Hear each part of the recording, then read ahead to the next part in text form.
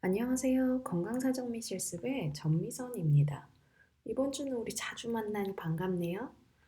심혈관계는 다룰 내용이 많아서 여러 개의 강의 영상으로 진행하도록 할게요. 이번 영상에서는 심혈관계와 말초순환 건강력을 수집하는 것에 대해 알아보도록 하겠습니다. 책의 챕터 14, 심장과 혈관계를 같이 보면서 들어주세요.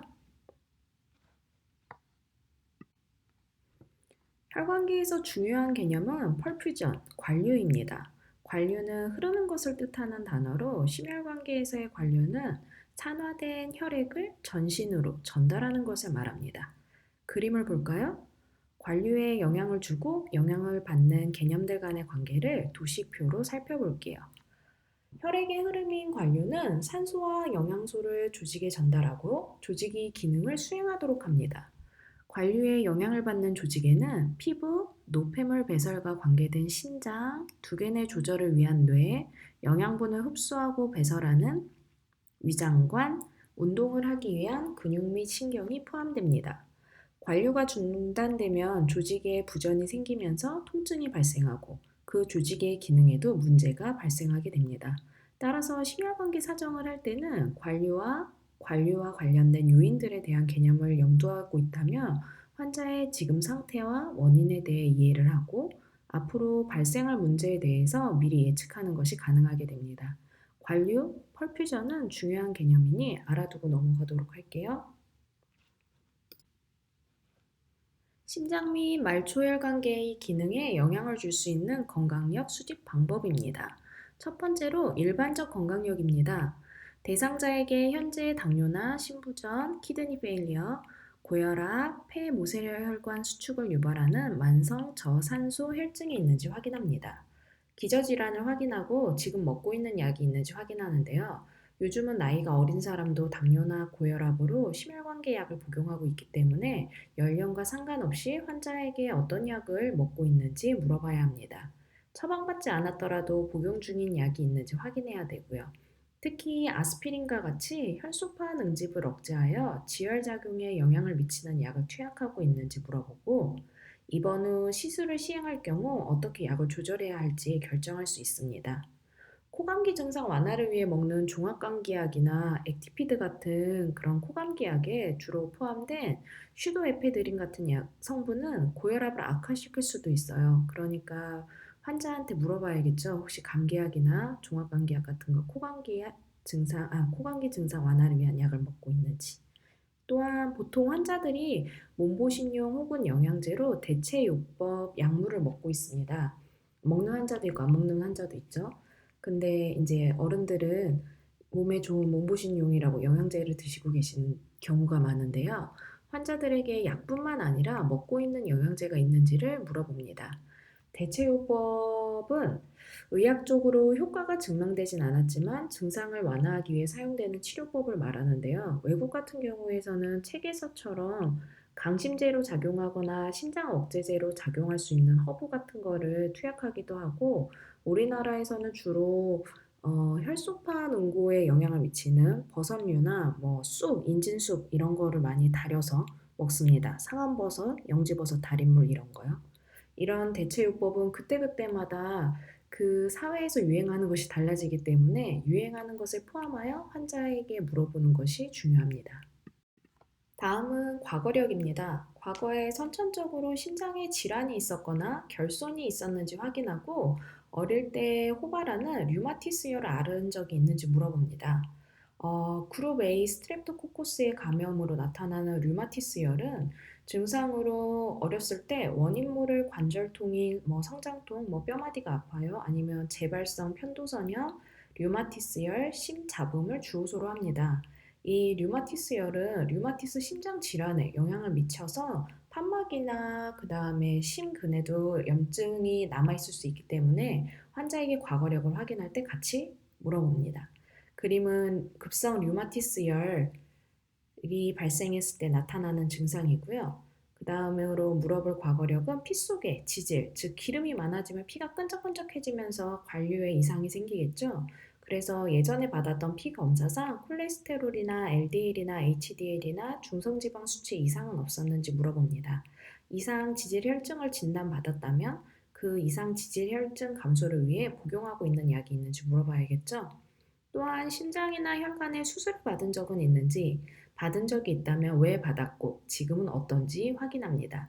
그리고 마지막으로 심장과 관련해서 과거에 받았던 검사가 있는지, 있었다면 결과가 어땠고 치료가 필요했으면 치료는 받았는지 물어봅니다.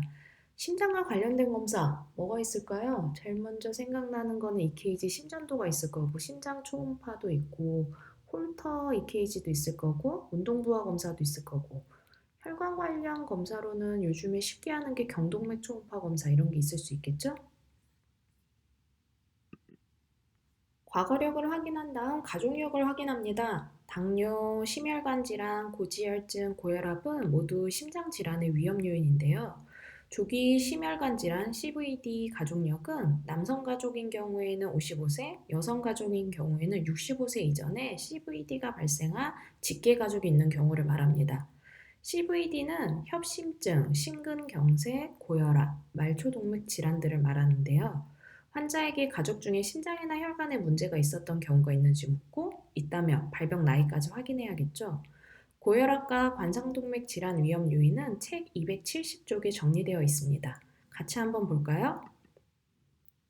고혈압과 관상동맥 질환의 위험 요인이 같은 경우가 많습니다. 그 말은 한 가지 위험 요인을 갖고 있다면 고혈압과 관상동맥 질환 둘 다 발병하기 쉽다는 말이겠죠.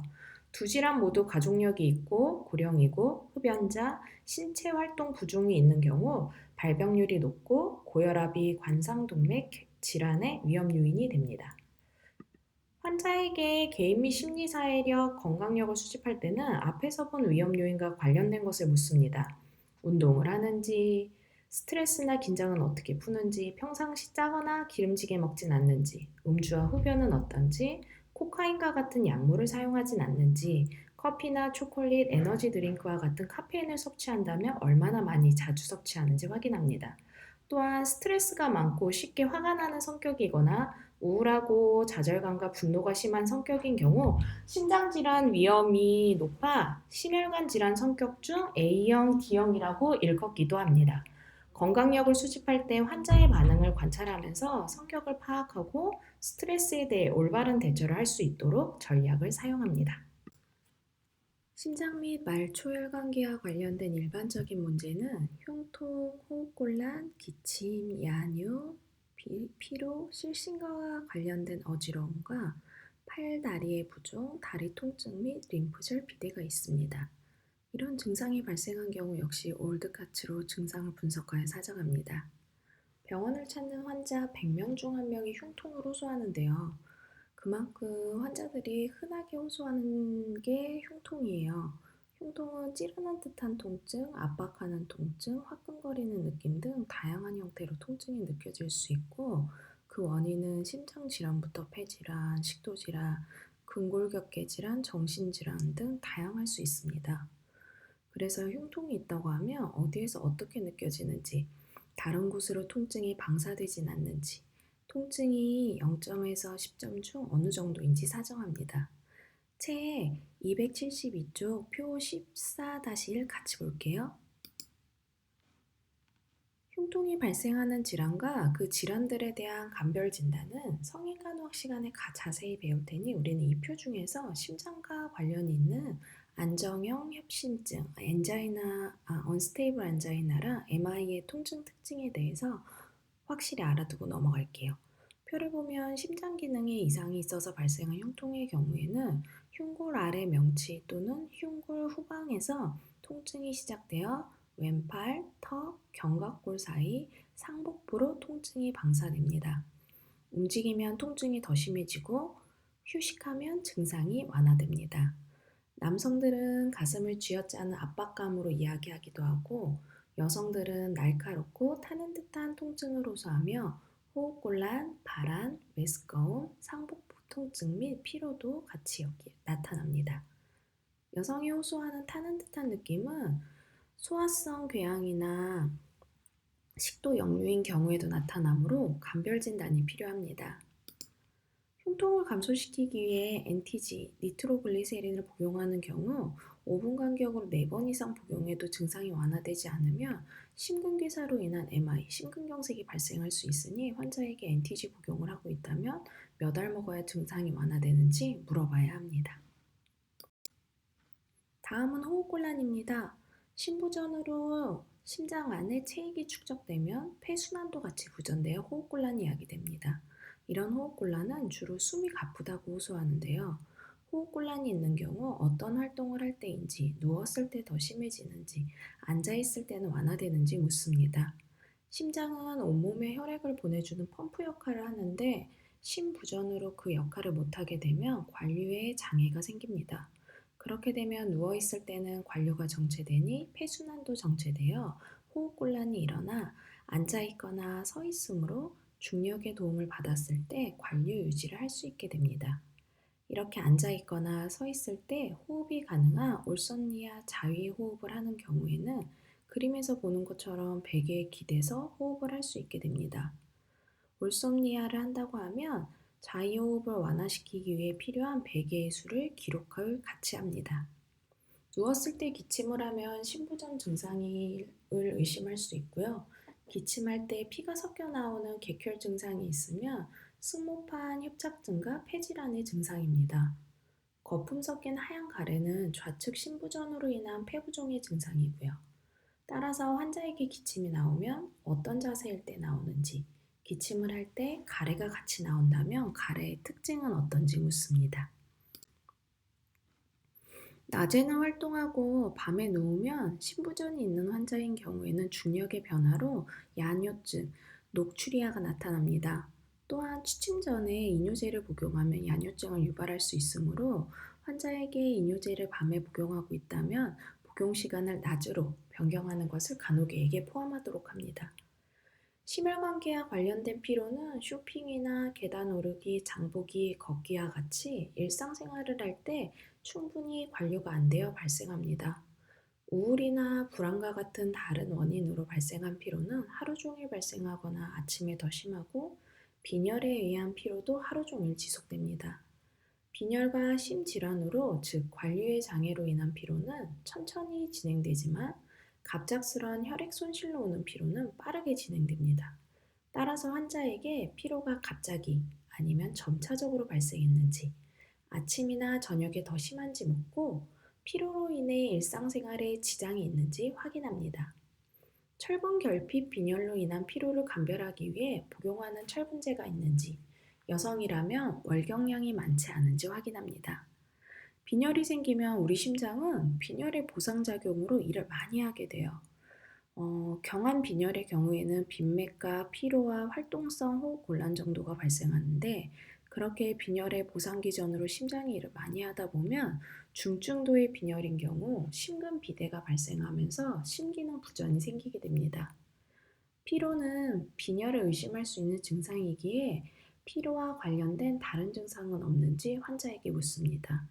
심박수의 증가, 두통, 피부 창백, 혀나 입술의 작은 궤양 또는 손톱의 부서짐, 곰봉형 손가락은 중증도 빈혈의 증상으로 심부전도 동반될 수 있기에 중증도 빈혈 증상도 있는지 환자에게 물어봅니다.